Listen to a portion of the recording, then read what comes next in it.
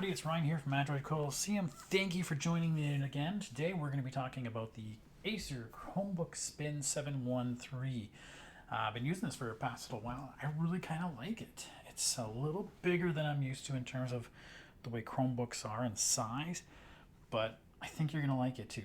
Right now it's running about $1,000. I think it's on sale for Black Friday for like a little under $800 or 8 something. So not a cheap Chromebook, but definitely not a more expensive top of the line one either. I think it's a really good value. Just to give you an idea of what it's got, you're probably not going to be able to read this, but this is a 13.5-inch screen, 2256 by 1504. It's not true full 4K HD, whatever, but who cares?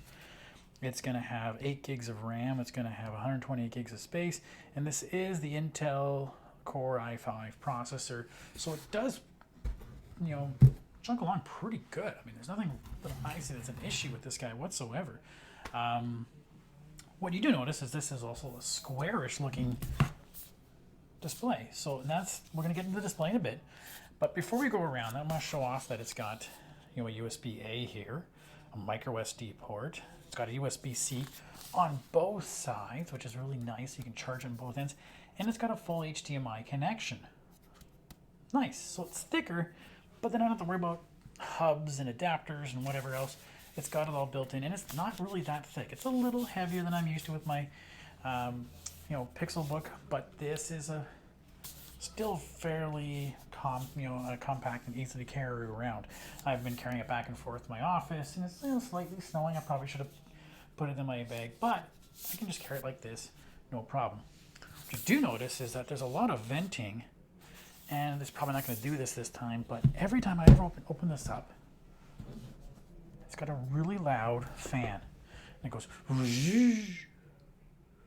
not going to do it now, of course, because why not? It also is a full 360 hinge, so you can use it like a full, like a tablet, or you can use it like a tent. So there's that option as well. I just always use it like this. It's a full touch screen, obviously, because you can use it like a tablet.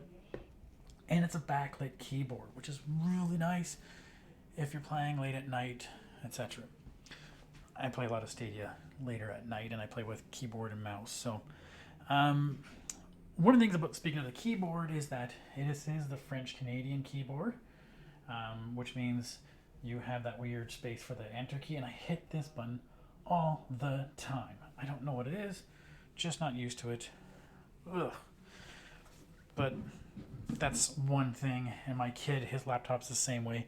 He never has any problem with it. It's just what I'm used to and how it works.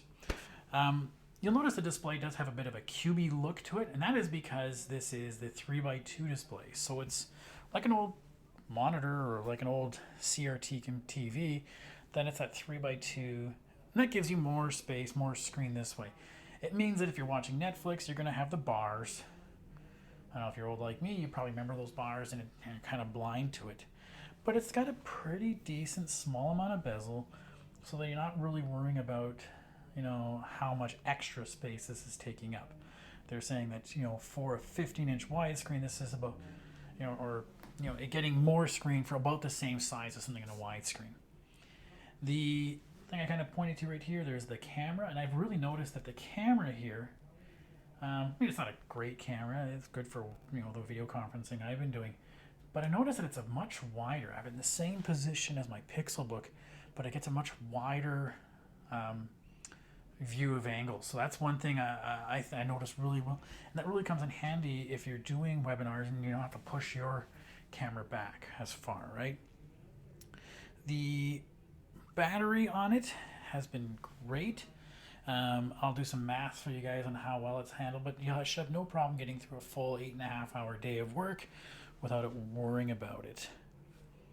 Outside of that, let me just log in, and I'll let you see. Okay, so back, logged in. Wanted to bring up some photos. Again, you're probably not going to see it so well in this screen here, but I do like the color. I find it's really nice and defined. It's got a good amount of gamut for the display.